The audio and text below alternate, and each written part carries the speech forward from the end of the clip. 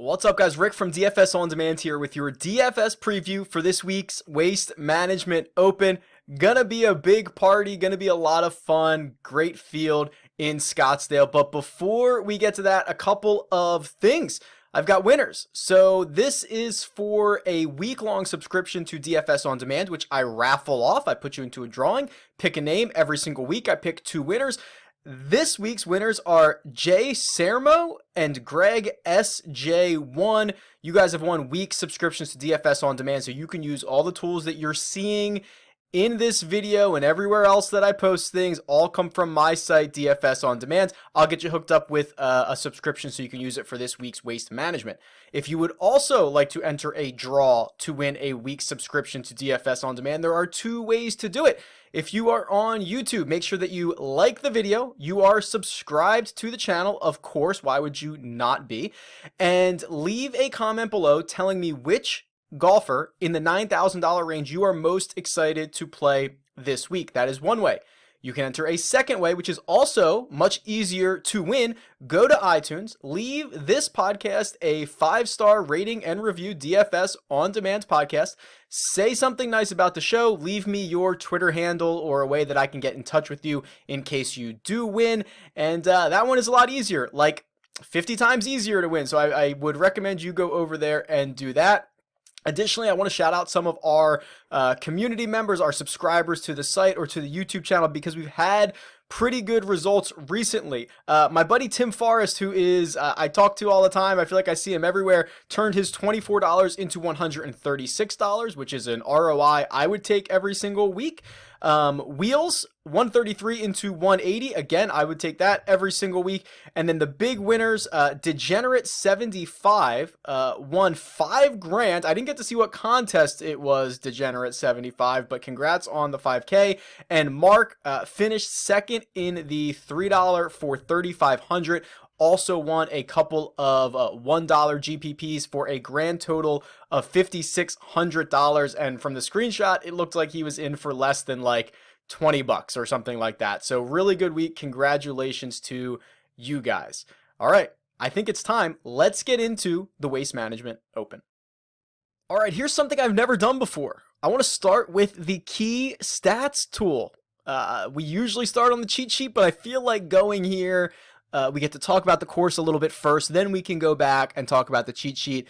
Probably only took me 2 or 3 years to figure out this might be a better way to do it, so we'll try it out for this week and see how it goes. If you're new, what I do here is I create a regression model from all of the data that I have. I look at the season-long stats for each golfer, and I compare it to where they had success in that year. Really just going back and creating a profile for the type of golfer that should have success at every individual course. There are 50 courses on the PGA Tour that I am looking at, which is what you are seeing on the video, where each of, the most important or the most common stats are ranked. So the way that this reads, and another reason that I wanted to start here, is because we have a week where there is a very important stat that ranks more important here at TPC Scottsdale than any other course on the PGA Tour, and that is strokes gained approach. So the way this reads, again, strokes gained approach is more important at TPC Scottsdale than any other course on tour. And when I say it's more important, what that means is the guys that have had success over the last, I think I'm at a dozen years right now for this model. The guys that have had the most success have been guys who rank very highly in strokes gained approach for that year. So as we build out the profile, we really want ball strikers. And it makes a lot of sense because Scottsdale, TPC Scottsdale, it's going to be way different than Torrey Pines is. Torrey is a very long course that the rough kind of kills you, except unless you're Mark Leishman, who hits 3 fairways and shoots 7 under and wins the golf tournament last week on Sunday. That's pretty unheard of, but usually you've got to hit the fairway over there. Not so much here at TPC Scottsdale. It's wide open. If you bomb and gouge your way around here, that has been a recipe for success in the past. So accuracy, not nearly as important this week. Distance, always going to give you a bit of a benefit, and certainly more so this week than a lot of other places. But yeah, approaches. This is going to turn into a ball striking contest, and what I want to do here is I want to sort by some of the best ball strikers in this field, because that feels like probably, the logical way to go here. So let me see if I can pull this up really quick. We'll sort these guys by strokes gained approach. And again, if they're blank there, I'm using this season's 2020 strokes gained numbers. So if someone is blank, like you saw Jon Rahm was blank in this area, he does not have enough rounds to qualify this year. So as he plays more rounds, that will start to be filled out. You can safely assume Jon Rahm is a very good ball striker. He's one of the best players in the world. But if we look at this, strokes gained approach, Tony Finau, $9,600, 1.5 strokes gained per round on approach, followed by Webb Simpson at 10.3, Kyle Stanley at 7,000, Matt Every at 61, and Ryan Palmer at 82. Even if you go a little bit further than that, outside the top 5, Victor Hovland, Colin Morikawa, Ryan Armour, Corey Connors, Justin Thomas. Like, there are a lot of really good playable guys in this range. And even one further, Ches Reavie. Ches Reavie's had great success at TPC Scottsdale. Webb Simpson would be a great, like, all of these guys outside of maybe Matt Every, who I won't get to. I'm not generally a fan of Kyle Stanley. Ryan Armour doesn't do much else for me, but like the rest of those 9 or 10 guys that I've rattled off, certainly in play for this week, because they're great ball strikers. They're exactly the type of player that I would want to roster. This course, it will play much easier than Torrey Pines did. The winning score at Torrey was 15 under, but Leishman kind of jumped out there. The winning score at Scottsdale has been I think 17 or 18 under the last 3 years. There are some big numbers that can lurk out there. On the back 9, there's 6 holes that have water coming into play. So there are big numbers, but there are also holes that you can take advantage of. If you're into video games, I actually created a little bit of a course preview on the Golf Club 2019, which is a video game. It's very realistic. I walked through the course a little bit during my round, so I'll link that here if you want to check it out and go see what's going on. But it should be pretty gettable for a lot of these guys and being able to make birdies. So I do want to show you the birdie or better percentages for this young season so far. Xander Schauffele leads the way. Another name you're going to see a ton is Webb Simpson. He's second here. Kirat Affy Barnrat doesn't have a lot of rounds, but he is third. Justin Thomas, Matt Kuchar, Scotty Scheffler, Cam Smith round this out. So there are some definite guys here who can make a ton of birdies. And then I'll just show you driving distance really quickly.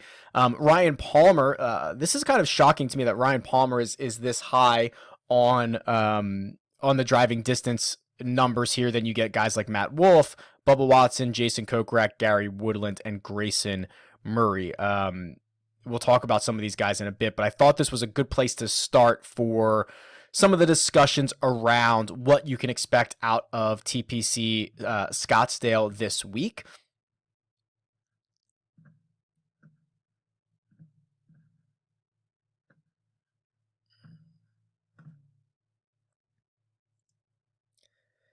And we'll jump over to the cheat sheet here. So this is where we would normally start. And we'll kind of look at the field as a whole here. We've got 5 guys over $10,000 led by Jon Rahm at 11.4, Justin Thomas at 11.2, Ricky Fowler at 10.5, Webb Simpson 10.3, and Hideki at 10.1. Just in a similar way of what we talked about last week, I mean, the 2 guys at the top, Rahm and Justin Thomas, certainly great plays.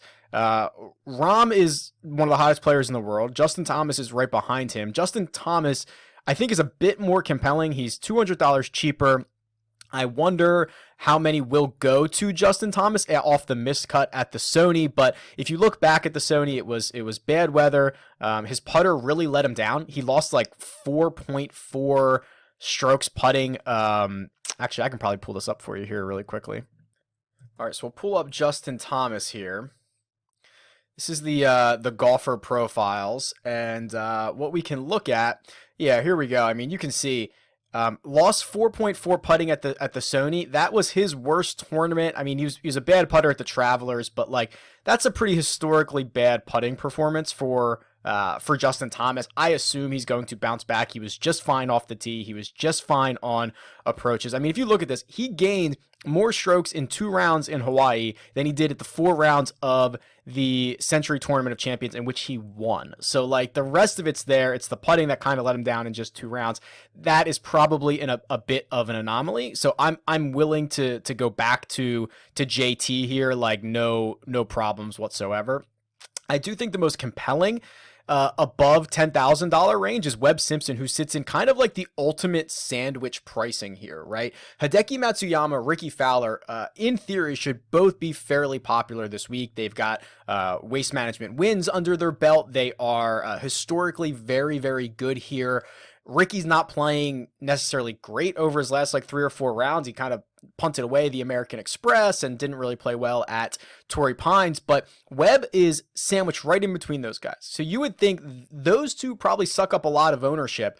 And what I thought was interesting is the salaries on DraftKings almost identical to the betting odds on a weekly basis, but not here. Webb is actually 12-1 to win this golf tournament. Ricky Fowler 16-1, yet Ricky is $200 more expensive. Webb is actually the 3rd shortest odds in this field behind Jon Rahm and Justin Thomas. So I do think there is a little bit of built-in value here. Now, whether Webb can actually win a golf tournament, yet to be seen for a while, right? He hasn't won since, I believe, the 2018 Players Championship, but he piles up 2nd place finishes. He piles up top 10s. I mean, you can see this: third at the Sony, 2nd at the RSM. He's got a 2nd place finish here. So you would almost have to hope, if he's the stud that you're going to pick up top, you hope that like nobody above him wins it, right? Like just you want like an Andrew Landry week again, where a sub 1% guy wins and Webb Simpson finishes in 2nd if he's not going to win this thing, which is certainly possible.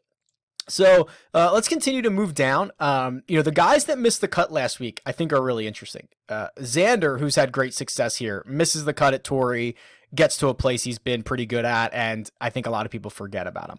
Not Matt Kuchar, Gary Woodland.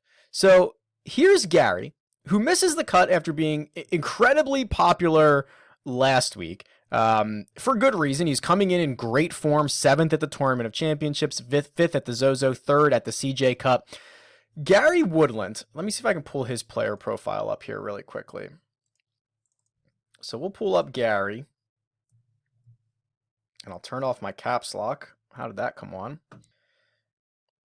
Okay, so here's Gary Woodland, and you can see, again, it was really just the around the green and the putting. And remember, for the Farmers Insurance, this is 1 round of data that we're looking at. He lost over 2 strokes putting in his 1 round at the South course because we didn't even have data on the North course. Fine off the tee, fine on approaches. This is a course at Scottsdale that he's obviously had success at. He's a past champion here. He won it 2 years ago. He finished 7th last year. It, in theory, should set up really well for him because he, he's so long off the tee. He's so accurate off the tee. He's a great ball striker. I'm wondering how many are just going to move past Gary Woodland, because 25% of you or 30% of you were burned by him last week. I'm wondering, I would be really interested to see what his number comes in at, but he's such a good play. I might have to go back to him here. Bryson is kind of interesting because he's one of these guys that just like nobody ever likes and nobody ever plays. I know he's been working through a lot of his weightlifting stuff and trying to figure out his swing. He finished in a tie for 8th over in Dubai last week. He's coming back, which concerns me a little bit, but he played awesome. He was 1 shot off the lead heading into the final round, got on the clock again, bogeyed his last 4 holes and fell to a tie for 8th, but he was in contention, which is something we haven't seen out of Bryson in a while. If he really is hitting the ball a lot further, that would help here at Scottsdale. And he's played here once and finished in 5th place. So, I mean, you could do much worse than that. I don't think a lot of people are going to be owning him. As we move into the 8K range, I mean, there's a lot of things. Like, you could go a lot of ways here. I could see a lot of these guys having good weeks. I mean, Snedeker coming off the 3rd place at the Farmers, the 12th at Sony. He's had a couple of top 10s here. Sung Jae is always lurking. He's awesome. He's got a 7th place finish in his only start. Even like Scotty Scheffler bounce back week, or Victor Hovland, who's awesome off the tee. Like, I love all of these guys. Ryan Palmer has faded a little bit over the last 2 tournaments. It was, the 18th hole at Sony that got him, and it was the final round at Torrey Pines that got him. But like, these guys are all certainly in my range. I'm probably just a sucker for Corey Connors again. He's someone that I go back to so often, but now he has, I believe, 5 or 6 straight top 20s. He is absolutely elite in the world. We're talking like, top 15 in the world ball striker. It's the putting that's going to destroy him. But if this is the week that approaches are more important than any other course, that's certainly going to be something that I'm looking at. I don't know who else we might play here. I mean, Berger has had good success, but I'm never really a Berger fan. I don't think I can get to that point. I got to be honest with you, I wouldn't mind going back to Tom Hoge again. A 5th, a 6th, and a 12th in his last 3 starts. He made the cut here last year. What I was impressed with about Tom Hoge is he did not falter at all on Sunday when he was paired with Tiger. He goes out, he shoots the best score in the group. He shot a 68 on Sunday, beats Tiger, beats JB. Like, he's someone that if I'm looking for salary relief, I could probably get to. And then I think there's a couple of interesting guys down here. Charlie Hoffman, who I'm never a really big Charlie Hoffman fan. Where's his number? 74, which is actually probably a little bit too expensive because Hoagie's the same price, and Hoagie's 80-1 and Charlie Hoffman's 100-1. So I don't necessarily love that price on Charlie Hoffman, but it's been a really bad stretch of golf for Charlie over the last year or so. His T9 last week was the only top 10 he had since like the Valero Texas Open last year. I like that he shot a bogey-free, tied the best round on Sunday at Torrey Pines. He gained strokes tee to green on the weekend, and he's made 6 straight cuts here in Phoenix. It's probably a place that sets up pretty well for him. I wouldn't get a ton of exposure to him, but I do think he's worth a little bit of a shot. And then there is one more guy that I want to show you really quickly here. If I can find out how much he costs. Where is Grayson Murray? $6,700. Again, generally not a Grayson Murray fan. But he has done a couple things statistically that I think are a little bit inspiring. So finished in a tie for 10th at the Amex after being the first round leader. So I like that he can go low. And he finished in a tie for 55th at the Farmers. But here's what I like the most. And I'm going to pull up the live leaderboard. And this is available on DFSOnDemand.com. This is actually a free tool. This updates every 15 minutes during the tournament. This is like my favorite tool in the entire world for Showdown, for everything. This is like the bomb. So what it has here is what I like to do is use this. And I like to just kind of look at the last 2 rounds. So I'm looking at the weekend here. And both of them, everyone played the South course on the weekend. So we have the data there, so that's a good sign. And I'm just going to sort by strokes gained tee to green. And if you read off these names for the guys who led the field in tee to green over Saturday and Sunday, it is Rory McIlroy, Tom Hoge, John Rahm, Mark Leishman, Patrick Reed, and Grayson Murray. Like, literally all of the guys who finished in the top 5 of this tournament, and Grayson Murray, who finished in a tie for 55th. And that's pretty inspiring considering, okay, he gained 3.8 strokes tee to green. Again, 6th most. Lost 4.2 strokes putting. Wow. Really bad weekend for Grayson on the greens. He's not normally that bad. And this is a guy who is actually, I believe in the PGA Tour metrics, 2nd on tour in driving distance. And he's like 200th in driving accuracy. So the fact that he's a bomber and he's inaccurate probably doesn't hurt him here at Scottsdale. Played well on the weekend, can't get the putter going. I saw him at 200-1, probably not going to bet him, but he's what, $6,800. You're not really asking for much. You're kind of asking just for him to make the cut, $6,700. Just make the cut. He's made 3 straight cuts here at the Waste Management. Feels like a pretty good spot to deploy Grayson Murray here. All right. I think that'll do it. This is a pretty interesting week. I'll be tweeting out a lot of stuff I've already started for the week. So make sure you follow me at RickRunGood. If you have something cool to say, something you want to talk about, you can hit me up there or leave a comment below. Best of luck this week. I will talk to you guys soon.